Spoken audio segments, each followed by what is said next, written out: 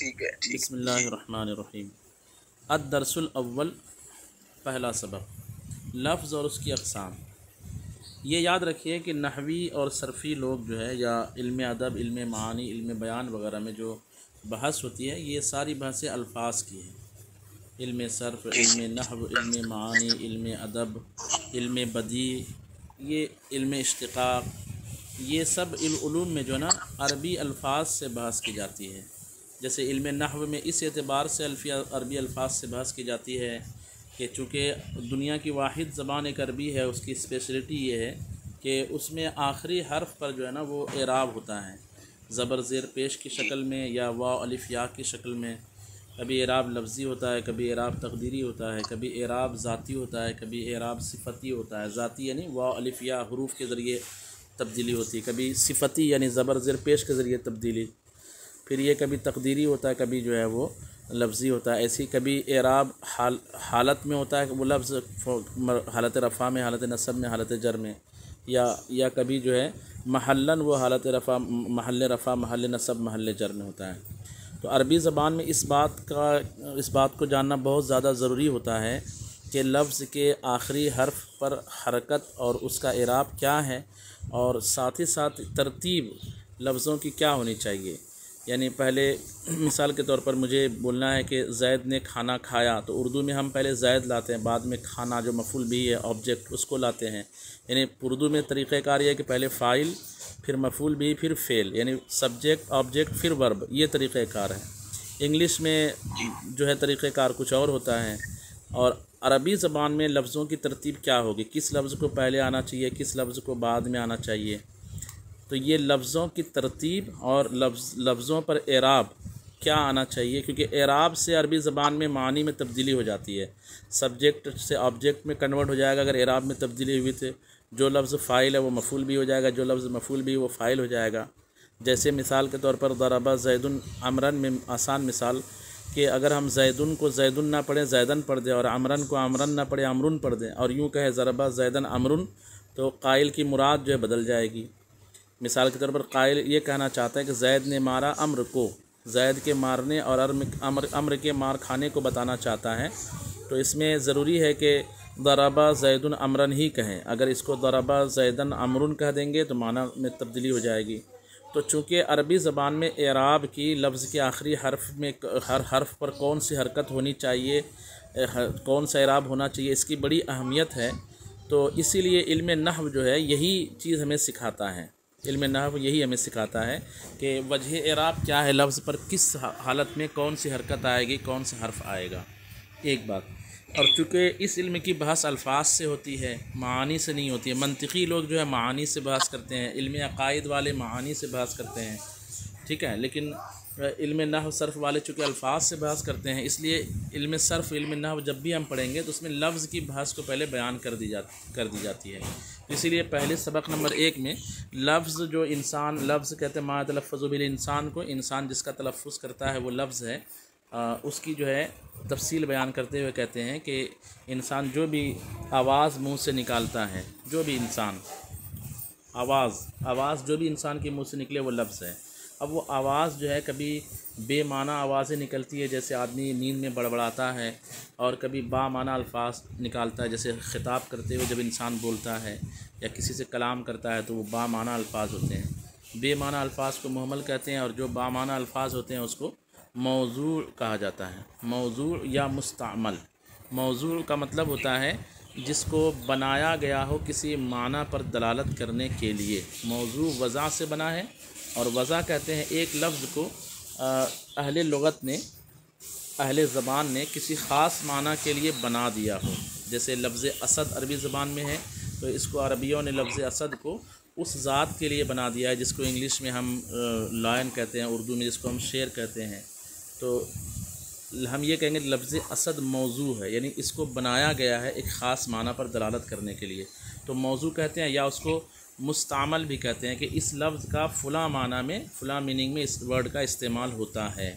तो इस तरह से जिस लफ्ज़ का कोई माना हम समझते हैं उसको मौजू या मुहम्मल कहते हैं, और मौजू या मुस्तामल कहते हैं। और जिस लफ्ज़ का कोई माना नहीं होता, बस आवाज़ ही आवाज़ होती है, जैसे बच्चे के मुँह से आवाज़ जो निकलती है, तो वो बेमाना लफ्ज़ है, उसको मुहम्मल कहा जाता है। मुहम्मल से कोई बहस नहीं होती है। जो मौजू या मुस्तामल लफ्ज़ है उससे इस तौर पर बहस होती है कि मुस्तामल लफ्ज़ या तो अकेले मुफरदात हैं, मादूदात हैं। जैसे किराना स्टोर पे एक बंदा जाता है तो बोलते क्या क्या चाहिए, तो वो गिनाता है, मुझे धनिया, अदरक, लहसुन, शक्कर, चाय पत्ती, ये मुफरदात उसके ज़बान से निकल रहे हैं। आपके पास कितने कौन कौन से पढ़ने आते हैं, तो आप कहते हैं जैद, अम्र, बकर, खालिद, ये मादूदात हैं, मुफरदात हैं।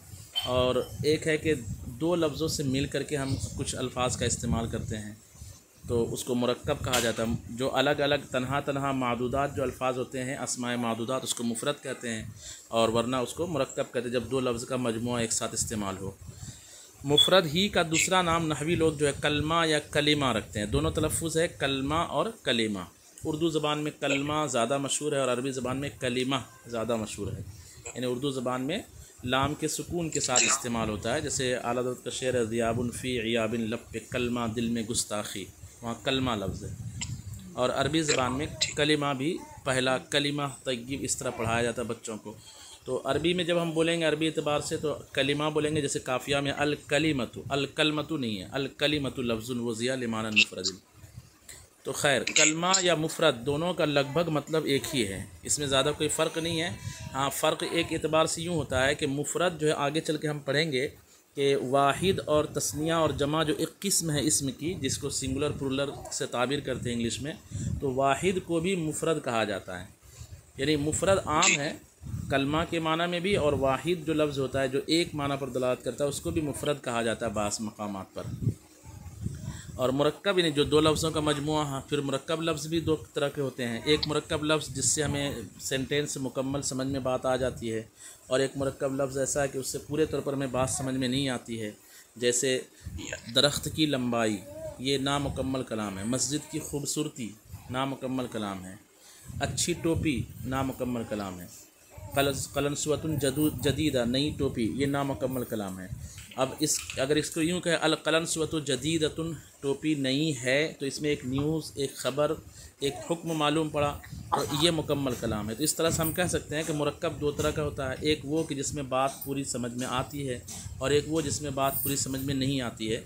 जिसमें बात में पूरी समझ में आ जाए या कोई उसमें तलब मालूम हो, यानी शॉर्ट में हम यूँ कह सकते हैं कि जिस जुमले में, जिस सेंटेंस में, जिस दो लफ्ज़ के मजमूए में हमें बात पूरी समझ में आ जाए, चाहे न्यूज़ के तौर पर उसमें कोई ख़बर दी जा रही हो या कुछ तलब किया जा रहा हो, जैसे तू मत जा, पानी ला, ये सब जुमले।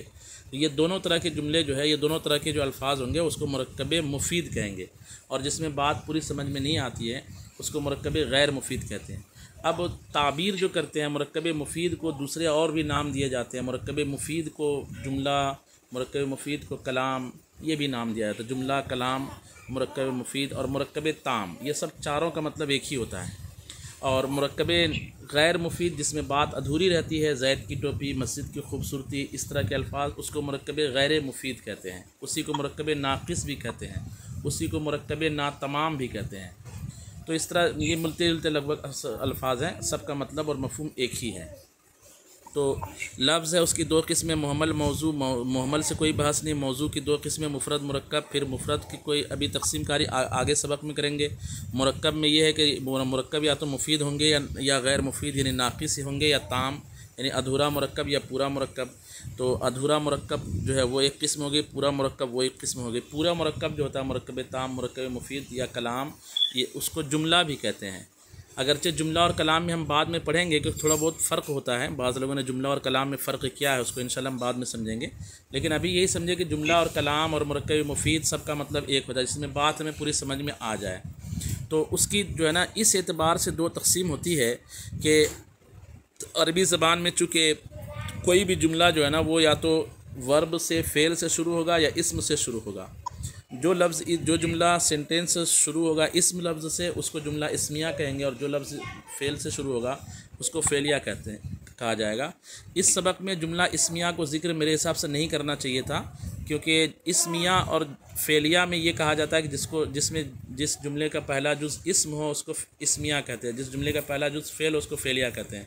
अभी हमने इस्म और फ़ेल पढ़ा ही नहीं, तो इसको हम इंशाल्लाह इस्मिया और फ़ेलिया को बाद वाले सबक में तफसील से समझेंगे।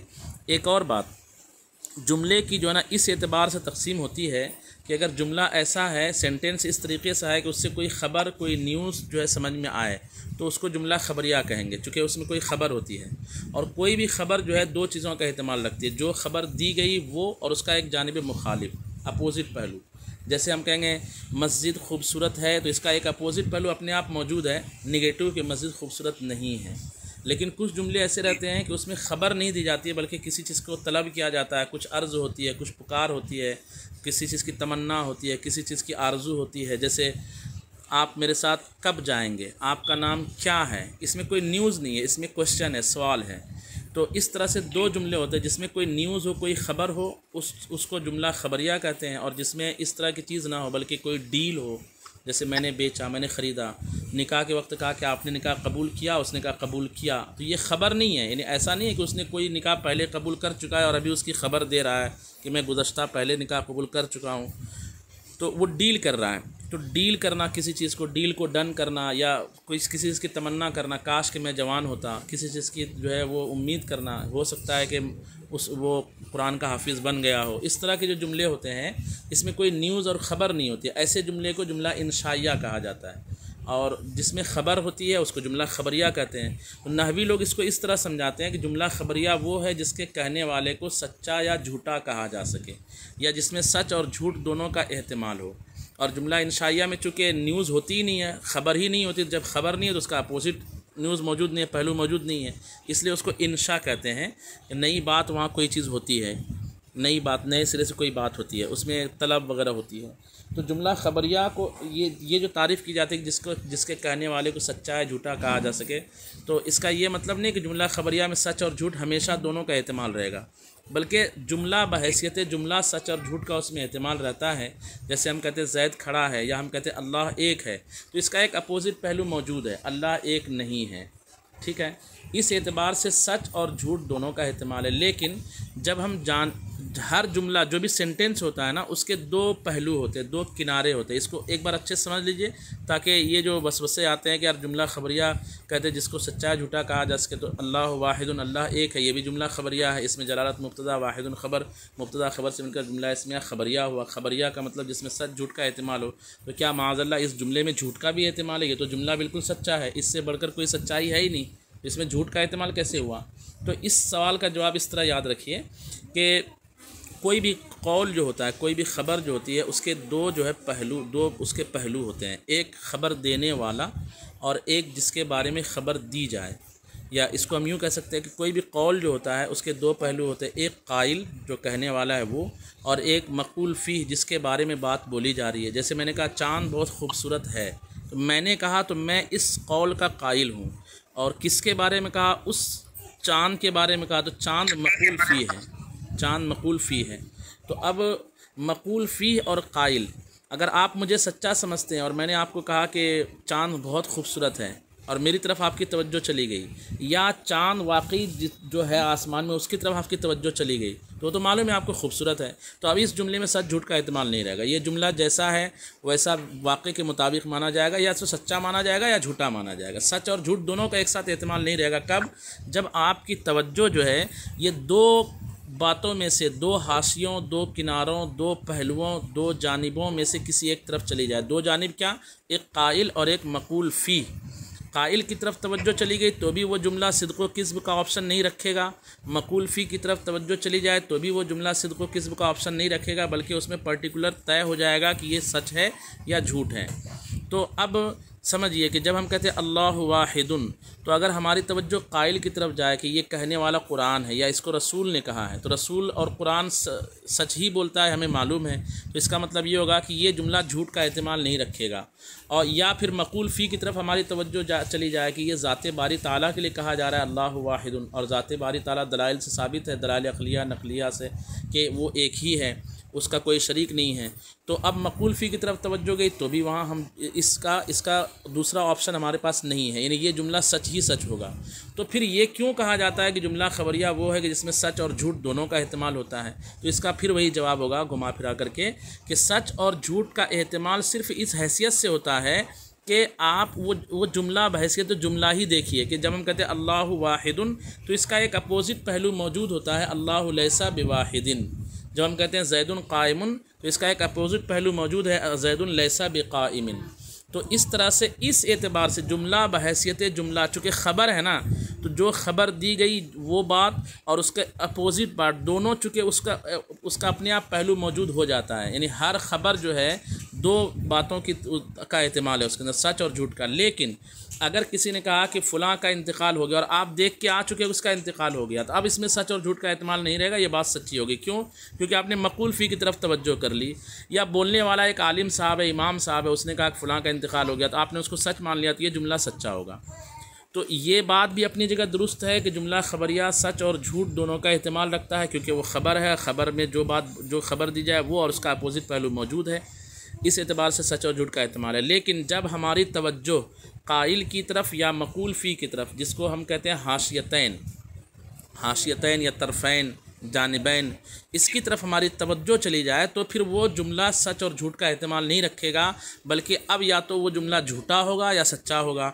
जैसे मैं यूँ कहूँ कि आसमान ज़मीन के नीचे है, ठीक है, आसमान ज़मीन के नीचे है, तो आपकी तवज्जो चूँकि आसमान की तरफ चली गई मक़ूल फ़ी की तरफ, और आपने देखा कि आसमान तो ज़मीन के ऊपर है, ये कैसे करें नीचे, तो आप ये नहीं कहेंगे कि इसमें सच का भी एहतिमाल है, ये बिल्कुल झूठा जुमला हो जाएगा। क्यों? क्योंकि मक़ूल फ़ी की तरफ आपकी तवज्जो चली गई। और अगर मक़ूल फ़ी की तरफ तवज्जो ना जाए तो इसका एक अपोजिट पहलू मौजूद है। क्या आसमान ज़मीन के नीचे है? आसमान ज़मीन के नीचे नहीं है। दोनों ऑप्शन मौजूद हैं। तो यही मतलब होता है इस बात का कि जुमला ख़बरिया सच और झूठ दोनों का एहतिमाल रखता है। ये आम तौर पर जो है वो शुरू में तलबा को बताते नहीं है, तो वो बहुत दिनों तक वसवसे के शिकार रहते हैं कि यार मुहम्मदुन रसूलुन, मोहम्मद अल्लाह के रसूल हैं, ये भी जुमला ख़बरिया है, तो माज़अल्लाह क्या इसमें सच और झूठ दोनों का एहतिमाल है? तो हम जवाब देंगे नहीं। क्यों? क्योंकि अगर हम कुरान से मोहम्मद रसूलुल्लाह का इल्म हासिल किया तो कुरान सच्ची बोलता है, झूठ नहीं बोलता। और अगर मक़ूल फ़ी ज़ात मोहम्मद की तरफ हमारी तवज्जो गई तो वाकई हकीकत है, वाकई के मुताबिक है कि वो अल्लाह के रसूल है, तो अब ये इसमें झूठ का एहतिमाल नहीं रहेगा। तो मक़ूल फ़ी और काइल की तरफ तवज्जो हो जाए तो ये कहना कि अब सच और झूठ का एहतिमाल रहेगा दुरुस्त नहीं है। ये सच और झूठ का एहतिमाल सिर्फ़ उस वक्त तक रहेगा जब तक जुमला बहैसियत जुमला हमारी नज़र में रहे, और वो क्या है कि मुहम्मदुन रसूलुन, इसका अपोजिट पहलू बनेगा मुहम्मदुन लैसा बिरसूलिन। और जैसी ही हाशियतैन की तरफ हमारी तवज्जो चली जाएगी तो दोनों में से एक जुमला सच्चा हो जाएगा, दूसरा झूठा हो जाएगा। मुहम्मदुन रसूल ये सादिक़ा जुमला होगा और मुहम्मदुन लैसा बिरसूलिन ये काज़िबा, बिल्कुल सरी काज़िबा जुमला हो जाएगा। ये बात ज़हन में आ गई? जी जी जी। चलें इसको हम एक बार पढ़ लेते हैं, देखें एक बार पढ़ लीजिए आप खुद ही इस सबक को। बिस्मिल्लाहिर्रहमानिर्रहीम। इन लफ्ज़ और इसकी अक़साम। इंसान जो बात बोलता है उसे लफ्ज़ कहते हैं, फिर जो लफ्ज़ बेमाना हो उसे मोमल कहते हैं। जैसे दैज़, ये अरबी ज़बान में मोमल की मिसाल है। दैज़ का कोई माना नहीं होता अरबी ज़बान में जी। और जो लफ्ज़ बामाना हो उसे मौजू या मुस्तअमल कहते हैं। जैसे कलमुन। मौजू की अक़साम। मौजू लफ्ज़ की दो किस्में हैं, मुफ़रद और मुरक्कब। अकेले मौजू लफ्ज़ को मुफ़रद या कलिमा कहते हैं। जैसे जमलुन। और एक से ज़ायद मौजू अल्फाज के जमल का माना क्या होता है? जमल ऊँट। ऊँट जी। लैलतुल क़द्र। ज़ैदुन जालिसुन फिल मस्जिद। देखिए यहाँ दो मिसालें दी गई है ना, यहाँ पे दो मिसालें दी गई है। एक मिसाल मुरक्कब नाक़िस की है लैलतुल क़द्र, और एक मिसाल मुरक्कब ताम की है ज़ैदुन जालिसुन फिल मस्जिद जी।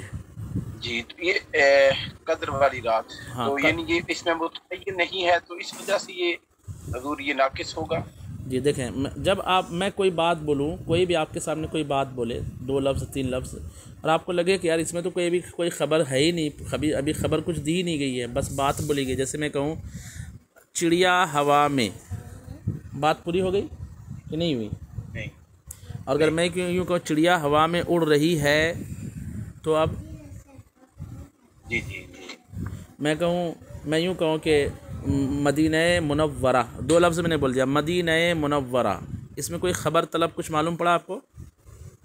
नहीं। अगर मैं यूँ कहूँ मदीना मुनव्वरा पाकीज़ा शहर है, अब क्या हुआ? जी अब बात मुकम्मल हो गई। खबर जी हाँ, बात मुकम्मल हो गई। तो ऐसी जब कहा कद्र की रात, तो अब इंतज़ार है कि कद्र की रात क्या? कद्र की रात ऐसी है, कद्र की रात वैसी है, तो आगे कद्र की रात जो है खैरुम मिन अल्फ़ शहर, 1000 महीनों से बेहतर है। अब मुकम्मल हुआ जुमला। सिर्फ़ कद्र की रात कहा तो बात पूरी अभी नहीं हो पाई, इंतज़ार है। ठीक है। जी जी जी जी। मुरक्कब की अक़साम, मुरक्कब की 2 किस्में हैं, नाकिस और ताम। जिस मुरक्कब में बात मुकम्मल ना हो उसे मुरक्कब नाकिस या मुरक्कब गैर मुफीद कहते हैं। माउल बहरी वलदुल सगीरुन। क्या तर्जुमा होगा इसका? माउल बहर, माउल बहर समंदर का पानी,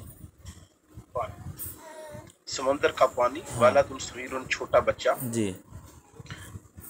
जिस मुरक्कब में बात मुकम्मल हो जाए उसे मुरक्कब ताम कहते हैं। अल्लाहु अहदुन ला तकज़िब ताम। अच्छा, इसमें देखें, मैं एक बात और, अल्लाहु अहदुन ला तकज़िब में, अल्लाहु अहदुन में ख़बर है और ला तकज़िब में किसी चीज़ से रोकना है। 2 मिसालें दी गई है, एक ख़बरिया की दी गई है, अल्लाहु अहदुन ये जुमला ख़बरिया है, और ला तकज़िब जो है जुमला इंशाइया, क्योंकि इसमें किसी को किसी काम से रोका जा रहा है, ख़बर नहीं दी जा रही है बल्कि रोका जा रहा है कि झूठ ना बोलो। ला तकज़िब का माना होगा झूठ ना बोलो। ये 2 मिसाल देने की वजह यही है कि एक तरह से इशारतन ये बयान कर दिया कि जुमला 2 तरह का होता है, एक जुमला ख़बरिया और एक जुमला इंशाइया। अल्लाहु अहदुन ये ख़बर है, इसमें जुमला ख़बरिया की मिसाल है, और ला तकज़िब जो है जुमला इंशाइया की मिसाल है। नीचे उसकी तारीफ़ आ रही है। जी आगे बोलें। मुरक्कब ताम को मुरक्कब मुफीद जुमला और कलाम भी कहते हैं। जुमले की अक़साम, जिस जुमले का पहला जुज़ इस्म हो उससे जुमला इस्मिया, अल बुस्तानु जमीलुन बाग खूबसूरत है, और जिससे जुमले का पहला जुज़ फ़ेल हो उसे जुमला फ़ेलिया कहते हैं। जैसे नसर रजुल, आदमी ने मदद की। जी। अच्छा दूर यहाँ ये थोड़ा सा एक सवाल ज़हन में आ रहा है कि जैसे ला तकज़िब, अब तकज़िब ये तो फ़ेल है, तो इस यानी कि फ़ेल अमर होने की वजह से इसे कहेंगे कि जुमला इंशाइया है। फ़ेल नहीं, फ़ेल नहीं, हाँ सॉरी, जी जी जी। तो इसे इस वजह से इंशाइया कहेंगे, वैसे तो है फ़ेल है। नहीं, इंशाइया इस्मिया अलग है, इंशाइया अलग है। इस्मिया और फ़ेलिया तो इस हैसियत से तकसीम है कि जुमले का पहला जुज़ क्या है। जैसे अल बुस्तानु जमीलुन में अल बुस्तान इस्म है, इस्मिया है, और ला तकज़िब ये शुरू में ही फ़ेल है, तो ये जुमला फ़ेलिया है। अब उसके बाद ख़बरिया और इंशाइया अलग, दूसरी अलग किस्म है। इस एतबार से कि अगर उसमें कोई न्यूज़ ख़बर है तो ख़बरिया, और न्यूज़ नहीं है बल्कि किसी चीज़ का हुक्म है, किसी चीज़ से मना किया गया है, तो फिर वो इंशाइया है। अच्छा अच्छा। इसी तरह जिस जुमले को सच्चा या झूठा कहा जा सकता हो उसे जुमला ख़बरिया कहते हैं। जैसे आना कातिबुन, मैं लिखने वाला हूँ, और जिस जुमले को सच्चा या झूठा ना कहा जा सकता हो उसे जुमला इंशाइया कहते हैं। जैसे उनसुर, मदद कर। इसमें कोई ख़बर नहीं है, इसमें जो है ऑर्डर है बस, और ऑर्डर जो है ये इसमें ऑप्शन नहीं रहता। जो ऑर्डर है वो ऑर्डर है, ख़त्म बात। ऑप्शन रहता है ख़बर में कि ये ख़बर है तो उसका अपोजिट ये है, ये ख़बर है तो उसका अपोजिट ये है। ये देखें नीचे। जी जी जी जी जी